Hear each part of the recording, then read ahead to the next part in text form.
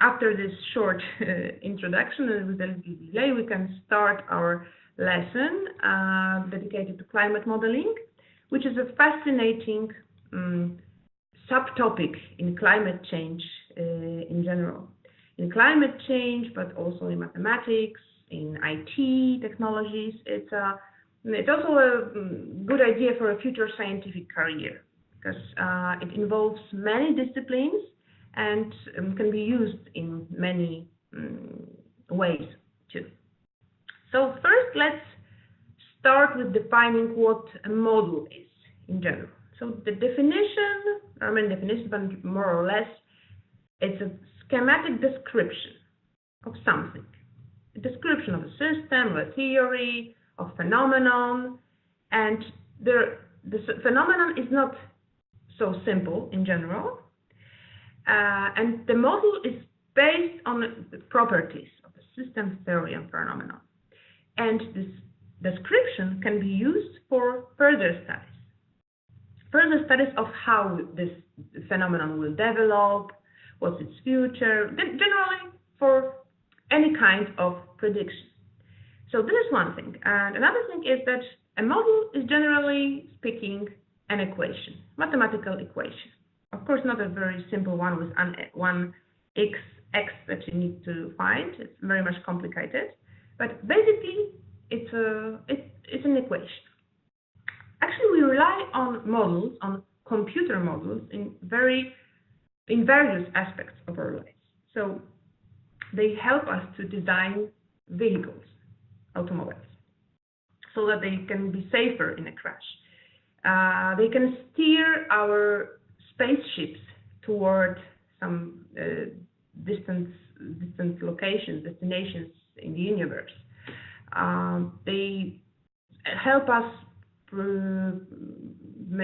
prepare projects for large buildings, for example, but also in a very banal, let's say,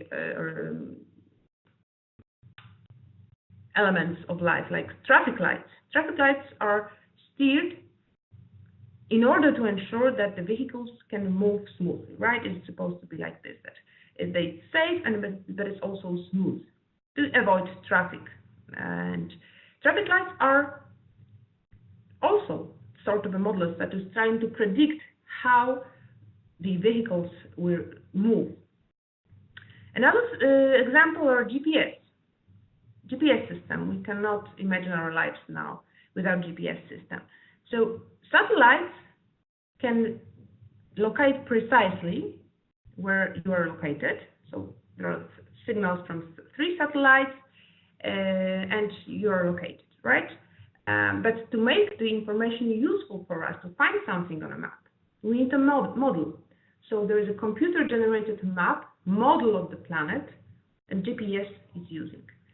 Flight simulators also, video games even, all of them are computer models. And models are particularly useful when we are studying things that are complex. So this is why they're very useful in climate studies. So what is a climate model? Well, it's a model, of course. It's, again, a description, a mathematical representation, this time of a very particular and very complex system, which is a climate system. And it needs to take into account as many properties of the system as possible: physical, biological, chemical, all the principles that are in the world. I mentioned that there are equations like this one, and these equations are not directly solvable equations. It's not just that there is a set of data and one answer that is obvious. They're quite complicated, as you can see here. And climate models are best tools for providing any kind of climate projection. Why? Because by definition, climate is something that happens in the long term. So one person wouldn't be able to observe it. It's by definition impossible to observe by one individual. So how to understand the entire system? How to predict future changes? We're trying to predict future changes. weather changes, but climate changes as well. So these equations, thanks to some sort of processes that I'm going to show you, actually represent accurately the climate and the interactions between land, water, atmospheric systems. So this is one thing, and so they represent what is going on now, and thanks to those equations, it helps us to understand what might happen in the future. I mentioned weather as well. Of course, I'm sure you know the difference between weather and climate, and the time scale is a basic difference. So unlike weather forecasts, which describe a picture of expected sequence of conditions, so it's going to rain at 9 a.m. And it will be chilly till 3 p.m., for example, it's more or less accurate, and for a place, for one location. But unlike this, climate models are probabilistic. So what does it mean, probabilistic? It means that it indicates some areas with chances. So it's more general. It's not saying that it's going to be 35 degrees in July in 2025 in Warsaw. But it's rather indicating areas with higher chances to be warmer, cooler, wetter, drier. Wetter, drier as usual, warmer, cooler than usual. And climate models are based on global patterns. There are some global patterns in the ocean, in the atmosphere, like ocean currents, like atmospheric circulations, and it's comparing some data that we have from the past, similar patterns in the past. So here you can see that how one of the elements that allows to prepare weather forecast instead of climate forecast. It's a special balloon, a weather balloon, which is prepared to being launched, actually by NASA. Of course, these are Fahrenheit degrees, not Celsius degrees. So this is why the temperatures are so incredibly high. So why do we even bother? And why is it worth to talk about climate models? And why are they like a almost separate scientific discipline? Why are they complicated? It seems easy enough. There is an equation, we have data, so why is it so complicated? Well, because of the Earth. So modeling the Earth's climate is one of the most complicated tasks out there. Because if we were a moon, it would be very easy. No atmosphere, no oceans, no ice caps, no glaciers, no seasons, no flora, no fauna. So the basic physical processes are ruling climate there, just say. So simple radiative physics. Radiation, reflection, nothing challenging. But unfortunately, fortunately, we're the Earth, we're not on the Moon. So the system is quite complicated, with lots of interactions, also with human intervention, with industrial activities, with biogeochemical cycles, and so on and so on and so on. And they influence one another. So this is why the climate models that are used by scientists today rely on some of the world's most advanced supercomputers. And dozens of highly skilled people build them and operate them. So they're really complicated, and the number of calculations per second is enormous. But it wasn't always like that, because now we have those supercomputers, but it doesn't mean that we became interested in climate modeling only when we got those computers, those capabilities for fast, efficient calculations. First, people were trying to create some sort of analog models. Analog models like balls, with simple balls, trying to simulate solar heating, polar cooling, and they were constructed at least from the early 20th century. So physical, very simple models, fed with water, for example. So early mathematical models, not analog, physical models of climate were focusing on calculating the balance between incoming solar energy and outgoing heat. So the simplest one. But very early, at the end of the 19th century, a scientist named Arrhenius, I think you know him already, he estimated how much the heat, which is kept in the air near the surface of the Earth because of CO2, of carbon dioxide, contributes to Earth's surface temperature. So it was the first sort of calculation how much the content of CO2 influences temperature. So he, in this paper published at the end of 19th century, he calculated that if we double atmospheric CO2, it would really raise the global average temperature by 5-6 Celsius degrees. He was only calculating, he didn't have a computer. He had to do it by hand. And he was right, actually. Then there was a big breakthrough in all the technologies and all the predictions, all the modeling, World War II. And after the World War II, with new techniques, there was a high focus on weather prediction. It was like the first major application of computers at all to predict weather. But it was used mostly by military agencies, so all the technology comes from military usually, but also for some weather services then. Now what we have, those climate models are really, really complicated. You can see here that it's really incredible how complex they are and how complex they become.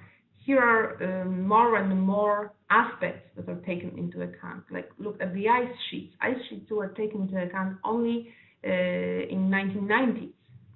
So marine ecosystems in 1970s. So now we know that without taking ice sheets into account, we cannot talk about full representation of climate.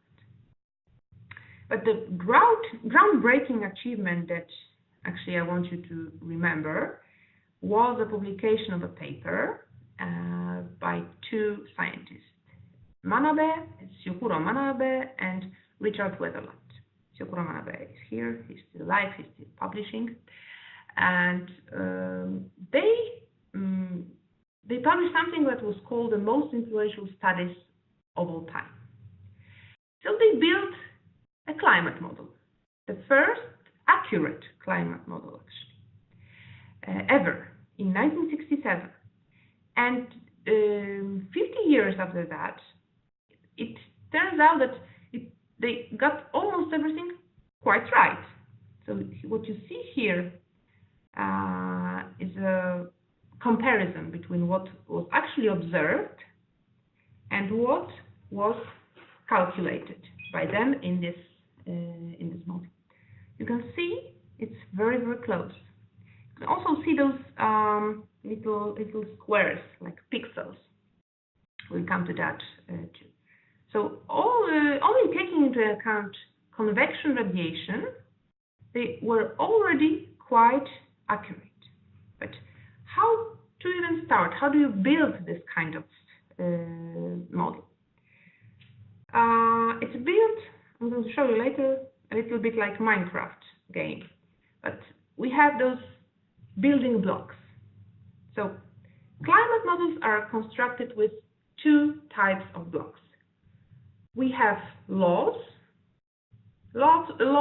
of nature. We have theory, laws of thermodynamics, Newton's laws of motion, all those laws that we know that are proven. Physical, chemical, biological. This one type of block. And the other type of block is actual data collected from observation. This is all we need, two types of blocks. So we develop models like this. Observations feed the model, but also physical, chemical, biological principles feed the model. The model is fed by observations on many stages of its development. Actually. So we have the result, of the model simulation. For example, simulation of oceanic acidity or average temperature, average Earth surface temperature in under so and so conditions. After that, we have a projection, and we're analyzing mechanisms. So if we change some parameters, so if we increase emission of CO2 from industrial resources by 1%, what happens then? How sensitive the model is? That means which is the parameter to which the model is the most sensitive. That means we change it only a little bit, and the whole result is changing completely. And maybe it's less vulnerable to other parameters. So we can stretch this parameter, and it doesn't change a lot. Which one is more decisive in this particular model? So we know what we need to take, what kind of elements we need to take to build it. We just need to make it work. So in the most developed modern climate models, we're building sort of a 3D map. We have a 3D map of the Earth climate system. And we have such kind of grid cells, those squares on this map by Manabe. Those cells contain some physical information about location. In this particular place, there's a 3D block. 3D block, climate models, all the data about this place. And then we need to develop a computer code, of course. This is where IT steps in. So the mathematical equations representing this system were created by scientists, but they need to be translated into computer code. And the computer needs to divide it into the components. So this is the atmosphere component, this is ocean component, this is cloud component, and so on and so on. And those interact. So computer code needs to allow those elements to talk to each other. And then what we need is time. So we turn it on and make the model run through time. So models also incorporate the element of time, which is crucial. And we're simulating what happens within each of these 3D cells, 3D grid, at one time. Then we are stepping forward in hours, in days, in months, in years at a time. And it takes actual time, but we can, of course, fast forward. So we were trying to run it through time that is longer than the time in a laboratory. So we can pass it through 50 years, for example, in an hour. So if we are using shorter time steps day by day, we need more computer power. So the models, as you could see, we're developing, and there's a sort of hierarchy of models. This shows how their complexity is increasing. So starting from the least complex up to the most complex. So we start with energy balance models. This is what, for example, Manabe was doing. So what we're taking into account is energy balance. So the changes in the climate system, like is the analysis of the energy budget of the Earth. Its simplest form, in this simplest form called 0D, zero dimension. They do not include spatial dimension. They just focus on what happens on average on the Earth. So these are 0D EBMs, energy balance models with no spatial differentiation. What happens in average? What will happen in average on Earth? Then it's getting more and more complicated.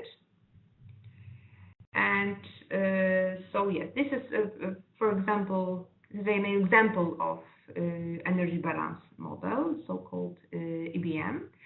And as we're adding more parameters, we come from 0D to 2D. So 0D, 1D, 2D. This is 0D, no spatial differentiation. As you can see, there is no grid on this Earth. This is Earth. No grid, no strips, nothing. 1D has some layers, and 2D has this grid that we are talking about. But more or less, we are focusing on changes in heat storage. So what the Earth absorbed minus what we Earth emitted, the radiation. Of course, it's a little bit more complicated, but generally that's true. Then we had a more complex type of model, so-called ICM. ICM is intermediate complexity models. So this is what they take into account. And there are also 1D, 2D types of intermediate complexity models. But you can see there are some, there are continents, solar radiation as well, but there's atmosphere element, ocean model, ice sheet model, so it's definitely more complex. But the most popular, the most accurate models that we have now are so-called GCMs, and this abbreviation is used widely, so you can see them everywhere, GCMs, in context of climate change. So these are general circulation models, and they're the most precise, the most complex description of the system. There are atmospheric GCMs, oceanic GCMs, or combined. They're, of course, computer-driven. No one would be able to calculate them without a supercomputer. Those, like I said, atmosphere and ocean GCMs can be coupled together, and they describe the behavioral factors of the Earth system that impact climate. What you saw on this video in the beginning was referring to this GCM. So the grid resolution, the grid is the smallest cell in the grid is 100 to 200 kilometers. So 200 per 200, 100 per 100. So as a consequence, they provide much detailed information, even on regional scales, comparing to other models. I mentioned that when you're building a model, it's like a little bit like building a Minecraft. I'm not sure if you play Minecraft. It's getting quite popular again, I think. To understand how global circulation climate models, GCMs, are built, so just think Minecraft. So in Minecraft, also, the world is divided into blocks that are used to create 3D models, blocks models.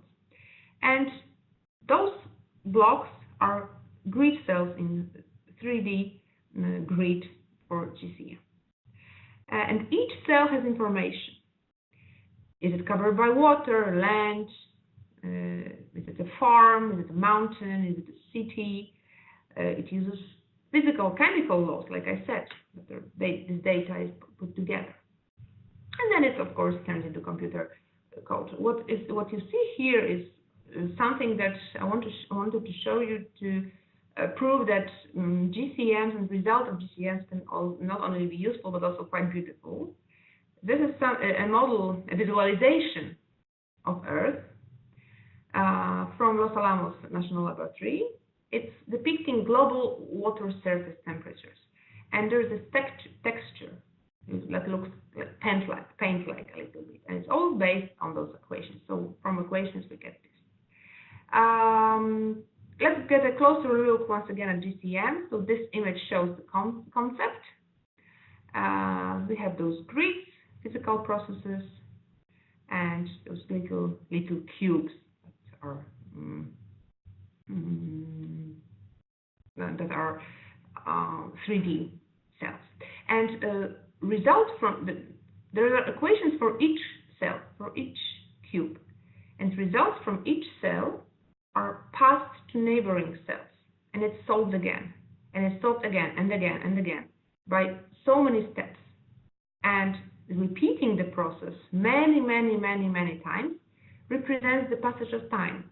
I mentioned that we need to put the model, make it run through time, 50 years. And we achieve it by repeating it many, many, many times. In GCMs, lots of stuff needs to be taken into consideration. Dynamics of the atmosphere, oceans, of course, land surface, but also life on Earth, ice, how much energy we receive from the sun, what is the characteristic of cloud cover, what kind of clouds are there, because some of the clouds stopped there have different influence of energy balance. What about the rainfall? What about evaporation, sea ice? So it's unbelievably complex. One of the important terms related to climate models is the resolution. Resolution is what you have on your camera, or basically camera in your smartphone. So this is not a great resolution, quite good resolution. This is just simple. We have spatial resolution and temporal resolution. So spatial resolution specifies how large this grid is. Remember, in GCMs, it's like 100 to 200 per 200. And the smaller grids we have, the more accurate the information is. You can see here the comparison between reports of IPCC. They were based on different models. Big grids, tiny grids. Big grids, 1990, lower resolution. Fourth IPCC report, 2007, huge resolution. And the same is actually about time. So there's temporal resolution, but it's not in space, it's in time. So we calculate in steps, once per year, or maybe one per second. So this is also another dimension of resolution of models. So why are climate models important? Why is it a very important and developing branch or subtopic of climate change? Why are scientists devoting their time, their careers to develop them? Two main features, two main benefits that we have from climate change. If we go for climate modeling, climate change modeling, we might also say. So first of all, we can reveal the causes of some environmental change. But this is one thing. And the other thing, that it's a very safe laboratory. This code is like a safe experimentation. Because what we can do, we can type something in and cool or heat the planet at will. Add salt, add ice, remove all the ice, remove all the rain, add all the dust, make some volcanoes explode. So we can do all that safely, without any consequences, and we observe the results. We can watch to see what happens, and then run the model again. And with a new scenario, this time we're removing all rivers. What happens? But also there's very practical use of this climate modeling. Climate data is already very much needed, and climate predictions are very much used by many individuals, by many companies. And here are only some of the examples. So I'll give you 30 seconds to think what those images might represent, and to give me answer on chat what kind of companies or what kind of individuals who really needs climate modeling.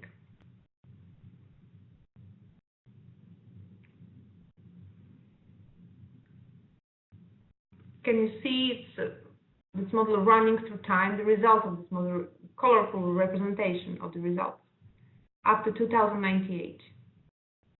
And it's a model of surface air temperature anomalies,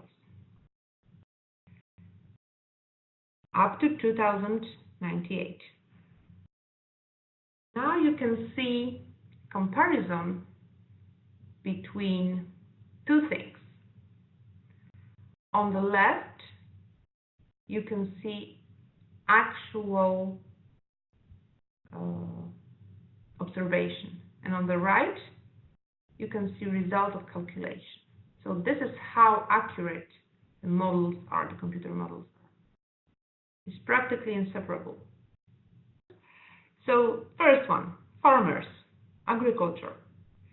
So they depend on timing of planting, irrigation, everything. So they have interest, this type of industries, agriculture as an industry, needs information not only about weather, but also about climate.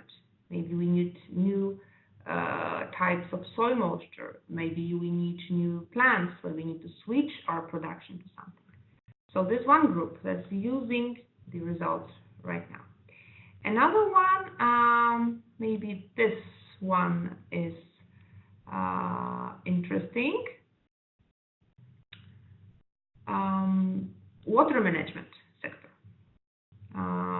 Power systems based on water. If there is not enough water, the power systems will go down. So they're interested in how long can we use this river.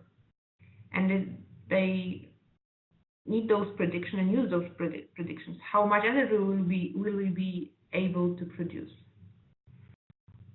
Also, insurance companies. Insurance companies use those models to calculate how much the insurance should cost, and how likely is it that we'll have hurricanes all the time in a particular region. Also, national security sector, mostly in the US for now, but I think it will be because of the national security that is very much developed there. And also cities, mayors of big cities, how to plan our space, how to plan our buildings, we need to have some plans in case of catastrophes.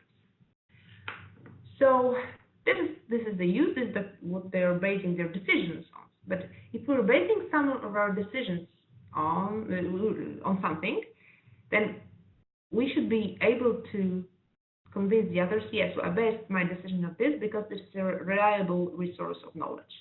So are the models reliable? Can we 100% trust them? They are more and more reliable. And but they're not, and for a long time they will not be 100% accurate, actually. But they are not magic. They are based on science, and they're very, very much accurate. Especially because of the part that they're not just accepted like this. If there is a model, a new model, it's tested, it's peer-reviewed, it can be modified if something's wrong. It's checked by external experts. So you cannot just run a model like this and tell everyone it's working because you invented it. Actually, scientists have had a big opportunity to test their models not that long ago. In 1991, for you it's probably like ages ago, for me not. There was a famous eruption of a volcano, Mount Pinatubo. It was in Philippines, 15th of June. It was the second greatest volcanic eruption in 20th century in terms of aerosol haze that was produced, dust that was produced. You can see here a photo of it. It was the greatest event of 20th century. And for scientists, for those who work with climate models, it was like Christmas in June. Of course, it's a horrible thing to say or think because it was a violent event. 800 people died. But from their perspective, from scientists' perspective, it was a gift for them because they could test their models like this. They got a huge feed of data. And it was a very short but very intensive shock to the Earth's atmosphere. What happened? Even I remember that this year, summer was extremely cold. We were wearing our winter clothes in July in Poland, which is not that happens all the time, something that happens all the time. So what they did was they put this data and they run those models that they had through this with the use of this data, and actually proved that their models were accurate because the models predicted what was actually happening right after the eruption. The models said it, and the data, the observations confirmed it, and it was very, very fast, a very fast confirmation. So, but it's one in a century opportunity, fortunately, for other people other than climatologists. And normally they're doing something else. They're looking into the past. It's a process called hint casting. And once this model is set up, it can be tested via this hint casting. So we kind of run it backwards. So we are not trying to predict what's going to happen in the future, but we're going backwards. And the model results, what model pushed out, is compared with actual data, because it already happened. We already had data record of weather conditions, climate temperature, and so on. And if this matches good enough, well enough, so that means the model is okay. So this hint casting model is crucial for testing any models. So if you ever hear that scientists or climatologists are just a big hoax and they're just doing nothing and their data is unreliable, think that everything is checked. Everything is checked based on the past. To predict future climate, they of course need to take some assumptions, like for example, so-called scenarios. And scenarios are there are different kinds of scenarios. In 1990, IPCC offered some emission scenarios. So equilibrium scenarios, so because it was an assumption that CO2 concentration is fixed, no more adding CO2 to the atmosphere. Transition scenarios, there was a fixed percentage of increase in CO2, and so-called SA90 scenarios, based on World Bank projections, that there will be a big growth in it. There are other types of scenarios as well, but it's not that important actually, and it's developing all the time. And just to end this lesson with something that you can see for yourself, I have this link for you. I don't know if you can run it for yourself, but I will run it here. So you can click this link and see things for yourself. See how models work. Of course, it's a great simplification, but it works. Okay, I'll share my screen just for the last time. So we have this. There are instructions that you can read later. It's a simple, very, very simple climate model, just to show you how it works. So you choose here your time step, like 1 year. So time step means you will get data for every year. Which graphs you want to see? Emissions rate, CO2 concentration, temperature. You can also change carbon dioxide emissions in gigatons per year. Let's say we're pessimists, okay? Also choose temperature scale, which is Celsius here, and the highest concentration. Now the concentration is about 400 ppm. Let's say 800. We will all be dead now, but so yeah. So we have this data. We can also show limit targets, and now we can play it. So we get data, as you can see, it's very thick here because data is changing year by year, year by year. Okay, so we're changing settings, 5 years. Now I'm only interested in temperature.